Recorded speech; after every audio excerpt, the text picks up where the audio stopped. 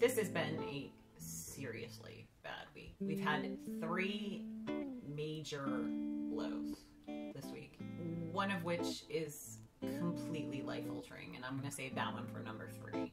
It's bad, y'all. And in all honesty, we're still reeling. We're like in that proverbial like fetal position on the floor after you've been kicked and kicked and kicked, and really wondering how we're gonna make it through all of this. It's rough. And you know, as I've said, I quote Dave frequently. When Murphy comes in, he brings his cousins, broke, dumb, and desperate. Well, in my house, when Murphy comes in, he doesn't just bring his cousins, he brings his half-brothers. Hysterical, pathetic, and moronic. So, sit back, get some popcorn. This one's gonna be bad. Hopefully I will make it through without crying like a baby, but I'm not going to hold myself to it because it's entirely possible. Unfortunately, all 3 of these blows came pretty much at the same time, within the same week. It was just like one after another. Boom, kick number 1. Boom, kick number 2. And just when we got to boom, kick number 2, it was like a complete smackdown with number 3. The first one I've referenced before, and it's an ongoing saga. I had surgery in Mexico, and it cost about $17,000. And the way it works is we paid out of pocket, and medical insurance was going to reimburse us for that surgery. Well, of course, they have decided that the bill has been paid, so why should they pay the bill? And so we filed. We refiled, got rejected, we refiled, we got rejected, refiled, we got rejected. Well, we're in the final stages of filing with the company, and they have rejected us once again. We have 90 days to file and refile it with any addendums, and they'll reevaluate, which I'm going to do. But we're reaching the limit of what we can do. After this, it goes to OPM, the Office of Personnel Management, for them to evaluate whether it should be paid or not, and if they say no, then we're done. And I don't know that there's any recourse after that. So we are reaching the final stages of what they're willing to cover. The hospital in Mexico will not release all the records to my medical insurance, so they're having to take my word for stuff. I'm going to some of the doctors that I've been to in the US to see if they can back me up and say that what the surgery was what they would have advised. But it's getting ugly, folks, and we might be out that $17,000. And while not financially crushing for us, it's not pleasant, and it hurts to not have that money. But it is what it is. I think the thing that irritates me more than anything is I was told by doctors this is what I needed to do. And I called my insurance company and said, hey, this is what they're advising me, will you cover it? And when I called, they actually said, yes, we will cover it. So I met all the necessary requirements. I looked it up in the book, and now they're saying I didn't, and they're using the wrong dates, and they're not my doctors. This is where my issue is. They're not my doctors. My doctors are the ones who recommended this.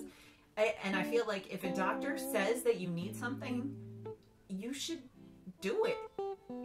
Maybe get a second opinion. And in this particular scenario, I had gotten numerous opinions. I've saved my insurance company tens of thousands, if not hundreds of thousands of dollars in medical care down the road, and they are ignoring that. And so it's super frustrating, but I'm done with that for today. Blow number 2. I was in for a promotion, and I was informed that the promotion was not going through. And it wasn't me, and it wasn't anything. It's just they decided to do some restructuring and reorganization down there. The position was in Dallas, Texas, and while it was my dream job, it was not my dream location. No offense to the people in Texas, but right now, financially, we are not in a place where we should be moving. In truth, I am not at all upset by that. We had decided we wanted to move to Dallas because it would be easier for Mauricio to get the job that he wanted. But when push comes to shove, the Lord works in mysterious ways, and that moves us on to number 3. And number 3 is probably where I'm going to cry. This blow is crushing. It breaks my heart to think about. Yep, I'm going to cry. Mauricio has been in the process to get a federal law enforcement job for 3 years. 3 years he's been in this process. And this week he found out that he was no longer in the process, that they're not going to take him. He has put all his eggs in this basket. Everything he was doing was for this job. That job was going to save us financially. It was an excellent paying job with excellent future prospects. It was going to be what got us out of debt. It was his dream job. And now it's gone. Completely gone. There's no recourse. There's no... He's not going to get it. The job was going to save us financially, but not only financially, it was going to save Mauricio mentally. He was finally going to be the breadwinner in our family. He was going to earn more money than I would. It would only take him a couple of years of doing this job for him to earn more money than me. And that's a big thing. I don't know if you know much about Hispanic culture, but my husband's a little bit of a machista, and he is proud of me and my job and everything, but he wants to be the predominant breadwinner. And so for him not to be able to do that is hard. It's kind of ego crushing for him right now. So basically at this point, he's completely given up hope. He has sworn from the beginning that if this process didn't happen for him, he was going to give up law enforcement. And so now the question is, does he really give up law enforcement or does he not?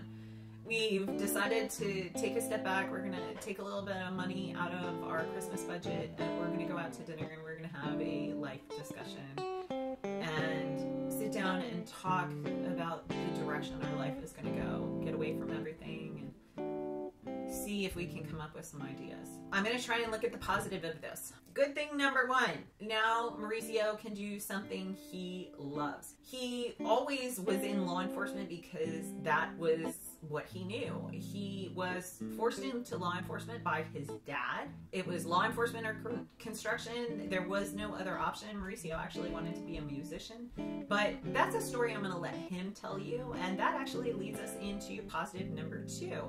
Because Mauricio was going to be in law enforcement, we have not actually had him on the channel with me. He has done videos separately, but the reason it was like that is so I could take them down, take him off the channel, and take any pictures of him identifying him down. So I've stored all the videos that have pictures of him in them in the intros, and I would have redone them and re-uploaded them. And we wanted to protect our family. I always thought ahead with that. But now that no longer is an issue. So Mauricio has actually agreed to start getting a little more involved in the whole YouTube thing. So that I'm super, super excited about, because you guys will love him. Everybody loves him, like way more than anyone ever loves. Yeah, compared to Mauricio, Mauricio's fun, Melina's fun. I'm not fun. I don't know. So do me a favor, show Mauricio some love, give the video a thumbs up, and let him know that you're with him. Leave him a message down below. He does access my account and he does read the messages, so send him some love and support and tell him how excited that you are that he's going to be on the channel more. Hopefully, when it's all said and done, I'll have some answers, something planned. But for right now, I don't know. I don't know what we're going to do. I really don't. But thank God we're at my parents' house, because at least we can stay here a little bit longer. So anyway, I'll see y'all in the next one, and hopefully I'll be in a much more positive frame of mind after dinner tonight. So see ya.